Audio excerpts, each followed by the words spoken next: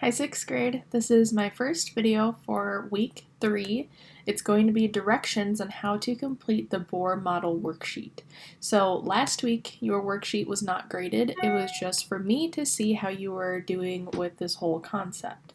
So this week the worksheet will be graded, and I'm going to show you how to do it along with 2 examples as kind of a refresher for this week.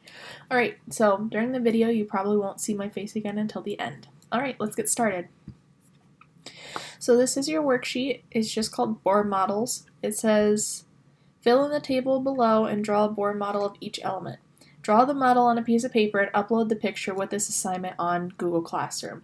So if you don't know how to do that, when you go to turn in your assignment, there should be a space that allows you to insert attachments. So that's where you're going to do that at.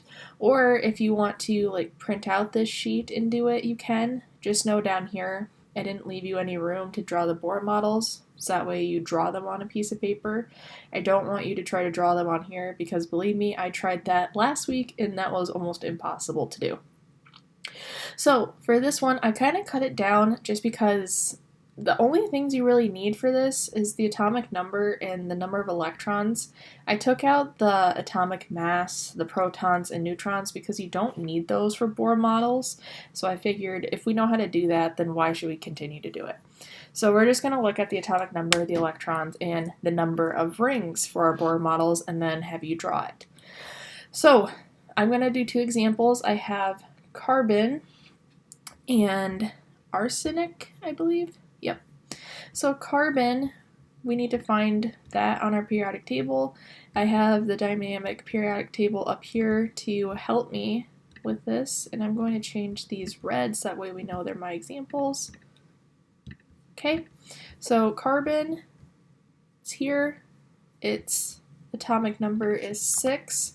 So the number of electrons it's going to have is also going to be 6 because remember the electrons is the same as the atomic number. And remember how to find the number of rings carbon is going to have. You need to look and see what period it falls into. So for carbon, it's in the 1, 2 second period. So it's going to have 2 rings. So now I'm going to go over to the example, and it'll be a different view, so I'll come back to this when I'm done.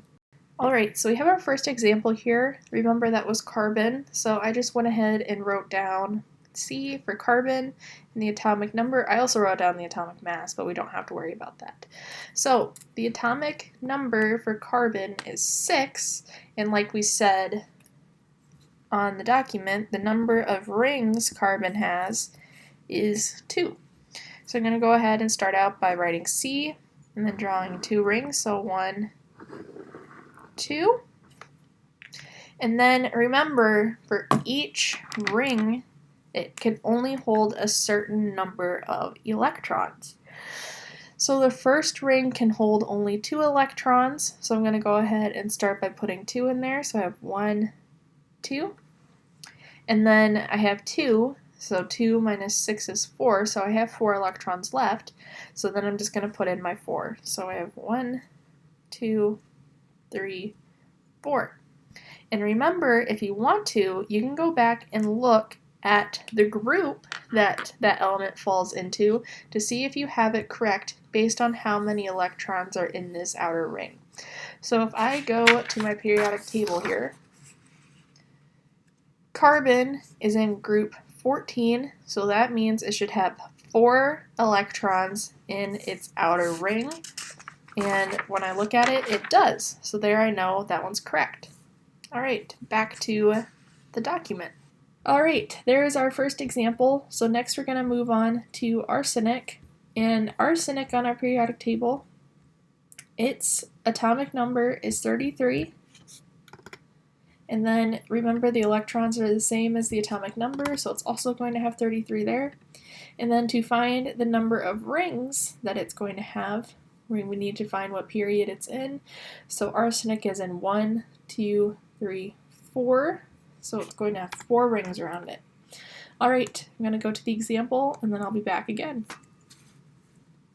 Here is my second example. I have arsenic now. So I have the atomic number, which is 33, and then AS for arsenic.